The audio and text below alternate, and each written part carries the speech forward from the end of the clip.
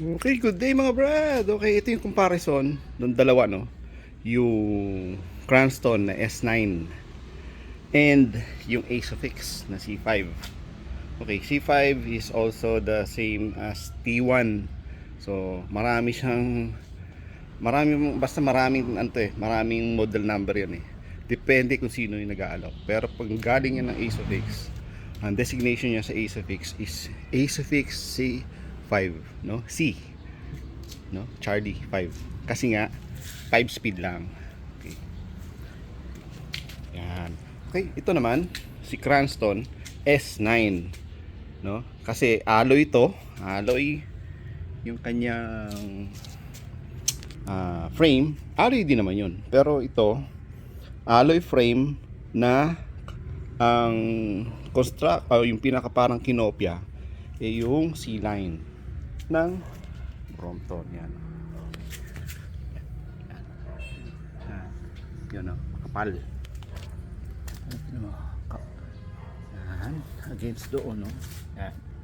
Okay, ang main differences nilang dalawa. Okay. Okay, parehas ng alloy, no? Parehong alloy yan, parehong 6061. Pero maliit ang tubing nito, medyo malaki ang tubing noon. Iba ang hinges nito, no? Proprietary ni Cranston. Hindi ganyan ang hinges ng mga C o yung mga original na steel na Brompton. Pero yan, ganyan itsura. Yan. So, ibabaw. Yan. Ito naman ang hinges ng Ace-O-Fix. Yan. Halos kamukha ng T-line. Okay. Ang kanyang weld, okay, as expected of sa aluminum na 6061 kaliskis. Yan. Ito rin, ganun din eh. Oh. So ito, ang paint finish niya, parang sandblasted. Pero alam ko, pintura nga lang yan. Against dito sa parang brushed katapos nilagyan ng lacquer finish, parang clear coat. Yan o. Kita, parang yung mga sini-NC.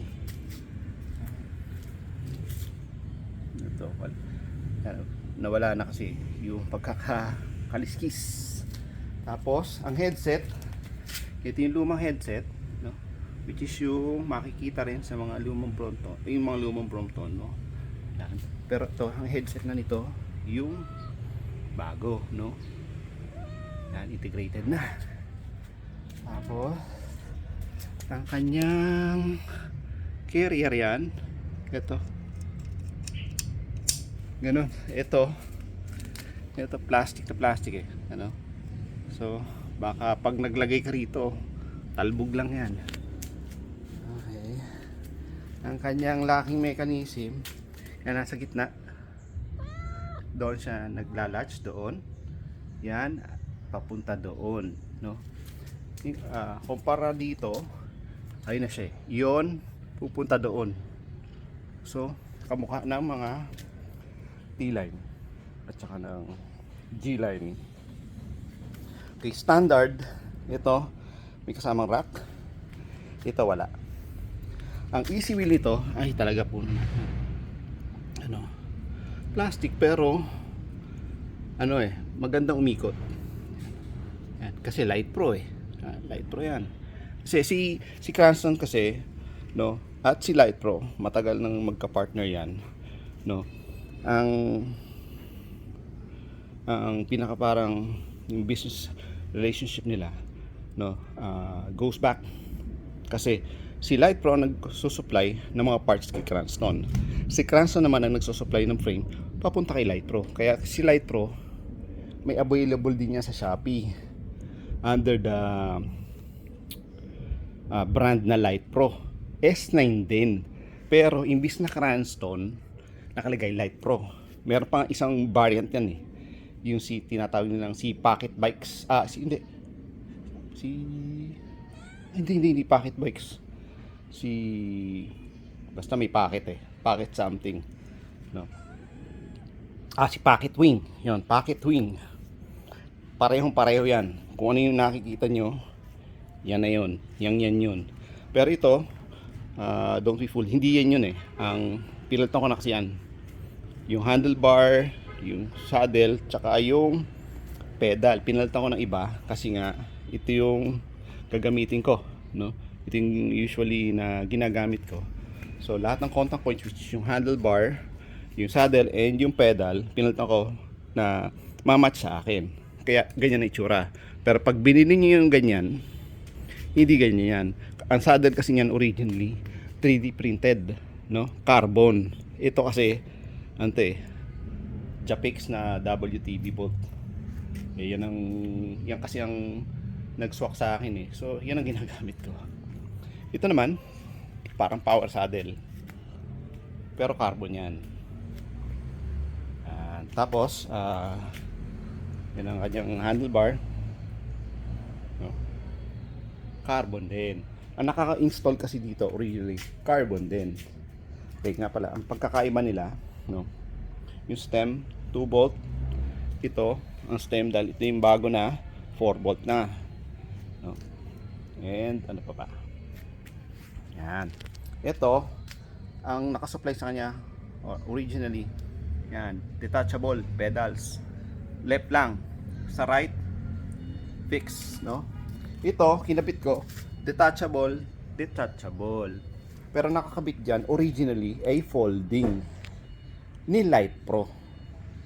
And ang gearing nito nga pala is 1136. Hindi, 1132 9 speed. Kaso, and ang kanyang RD ay Sora Shimano. Kaya nga may ganito. Yan o. Yan to. Yan, tsaka to. Kasi pag pinold, no, may change, may parang chain drop tinatawag. Para ma-solve yun, naglagay sila ng ganong attachment. Kasi dito, walang chain drop. Kasi nga, ginaya nila yung si Brompton eh. No? Kaya pag nag-fold dyan, walang magiging chain drop dyan. Walang magiging problema. Kaya nga lang, limitation kasi talaga ng ganitong sistema yung number of cogs na pwede mong ikabit, no? Yan.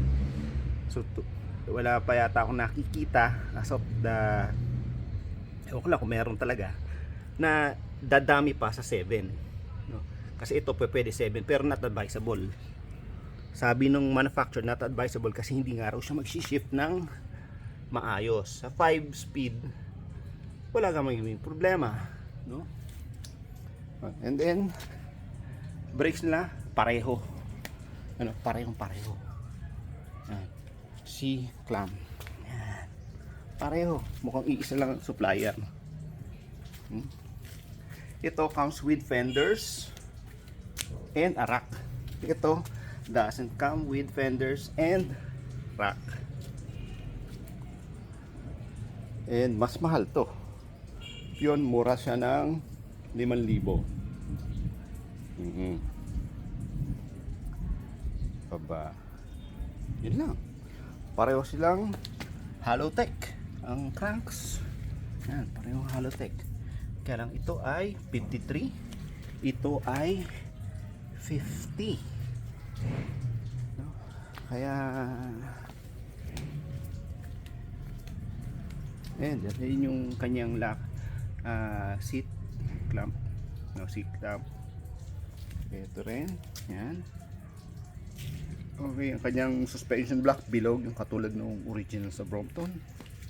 Mga C-line. Ito naman, ginaya niya na yung suspension block doon sa mga T-line. Yan. Ay, kung may mali man akong information or mga sinasabi, paki-comment na lang. Kasi hindi naman talaga ako expert sa mga Brompton eh. Clone, which is ganito, ang dami-daming clone. So, I can only speak dito sa hawak ko, which is ito at yun. No?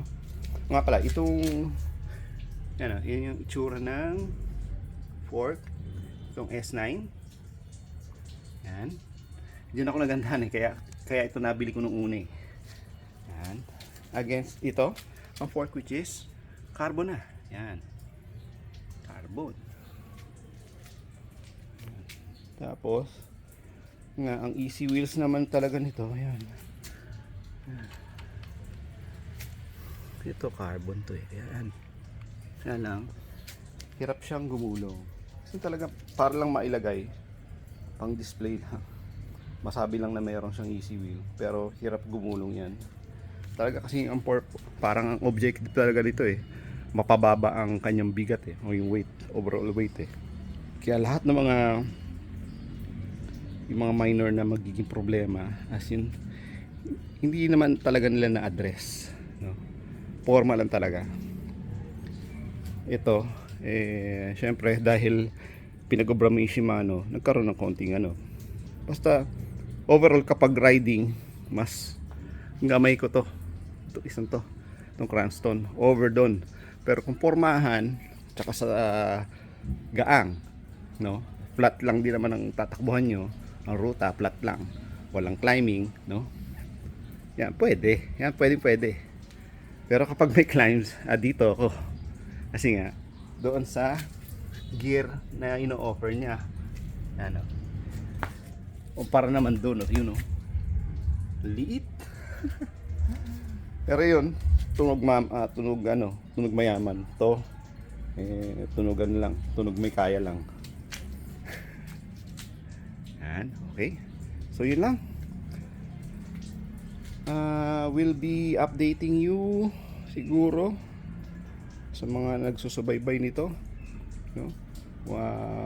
As we use this, tapos update ko lang kayo kung mga nagiging nakikita kong development dito sa paggamit ko nito, ano mapapansin ko magiging problema or mga benefit nito, yung dalawang to.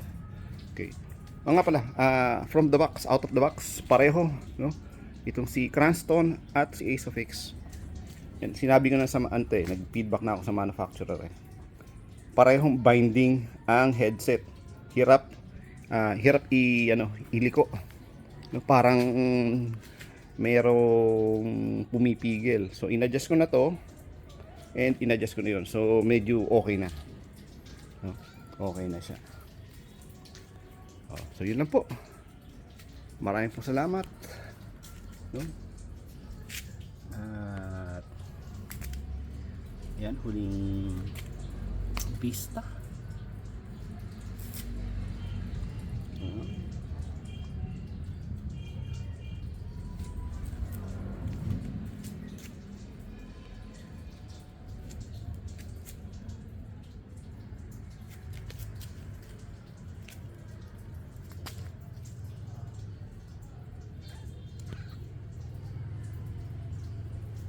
Don't mind my cats. Makulit lang talaga yung mga yan.